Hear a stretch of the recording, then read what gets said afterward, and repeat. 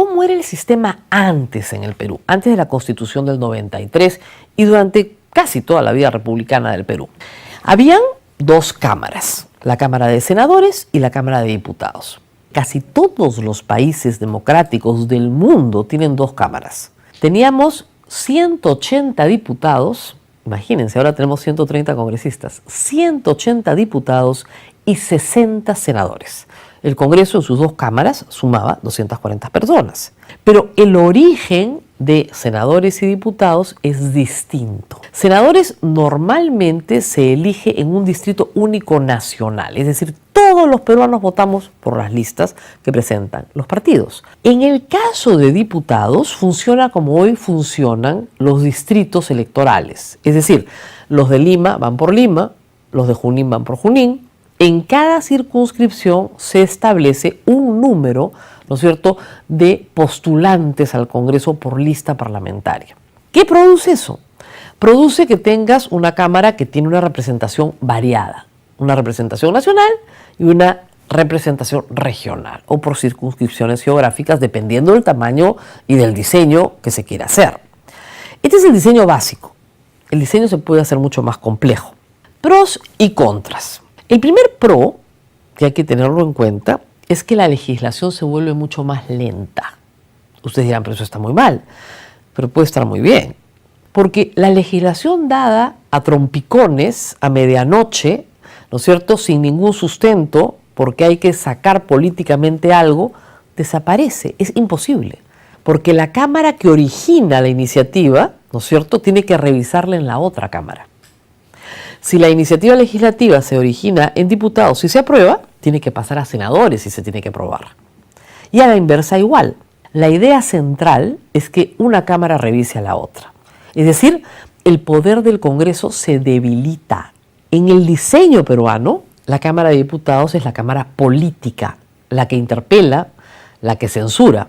Y la Cámara de Senadores tiene otras tareas, por ejemplo, los nombramientos de los miembros, por ejemplo, del Tribunal Constitucional, los nombramientos de, por ejemplo, el Defensor del Pueblo.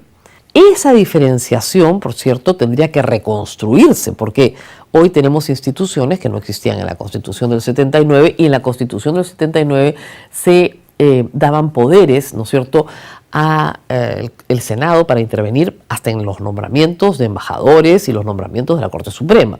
Entonces, hay que hacer una reconstitución. Para entrar a diputados tenías que tener 25 años, para entrar a senadores tenías que tener 35 años. Entonces por eso la llamaban la Cámara Vieja y la Cámara Joven. La ventaja de la bicameralidad, reitero, es la lentitud en el proceso legislativo y la eliminación del abuso al legislar. Esa es su gran ventaja. Su segunda gran ventaja es que tiene una mejor representación nacional.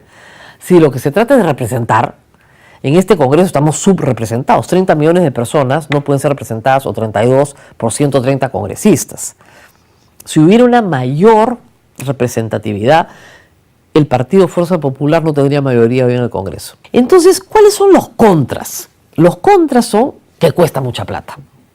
La primera, la primera objeción popular es que ¿cómo vamos a mantener, como en la Constitución del 79, a 240?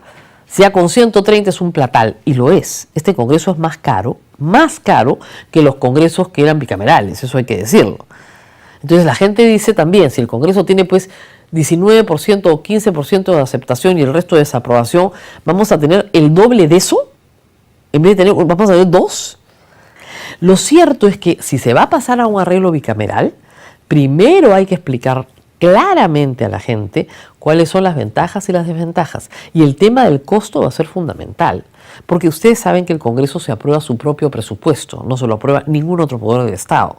Y con esa, libertad, esto puede resultar efectivamente carísimo y muy molesto para todos. Podemos hacer que cueste menos, ¿ah? O sea, un congresista no tiene por qué ganar 25.000 o 30.000 soles al año, 15 sueldos, ¿no? Podríamos discutir sueldos, podríamos discutir presupuesto, podría establecerse una disposición por la cual el presupuesto del Congreso lo aprueba el MEF, ¿no es cierto?, no ellos mismos, etcétera. Podrían aceptarse esas disposiciones. Que las apruebe el Congreso, eso es otra cosa, porque regresar a la bicameralidad implica una reforma constitucional.